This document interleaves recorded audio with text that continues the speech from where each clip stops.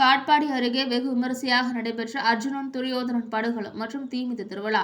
வேலூர் மாவட்டம் காட்பாடி அடுத்த வள்ளிமலை கோட்டநத்தம் பகுதியில் உள்ள திரௌபதி அம்மன் கோவில் அக்னி வசந்த விழா கடந்த மாதம் 28ஆம் தேதி கொடியேற்றத்துடன் தொடங்கியது. கடந்த 3ஆம் தேதி மகாபாரத கொடியேற்றமும் அதனைத் தொடர்ந்து பாரத கொடியேற்றமும் நடைபெற்றது. அன்று முதல் தினந்தோறும் காலை மற்றும் மாலை வேளைகளில் நீவா நதிக்கரை பொன்னை ஆற்றிலிருந்து தண்ணீர் எடுத்து வரப்பட்டு திரௌபதி அம்மனுக்கு அபிஷேகம் செய்யப்பட்டு விசேஷ பூஜைகள் நடத்தப்பட்டு பிற்பகல் 2 மணி முதல் 5 மணி வரை பாரத சொற்பொழிவு நடைபெற்றது.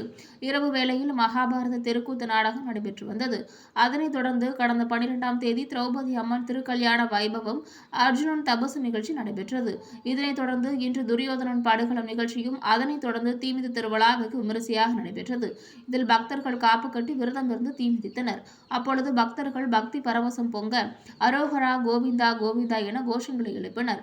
இந்நிகழ்ச்சியில் சுற்றுப்புற கிராமங்களில் இருந்து ஏராளமான பொதுமக்கள் மற்றும் பக்தர்கள் கலந்து கொண்டனர்.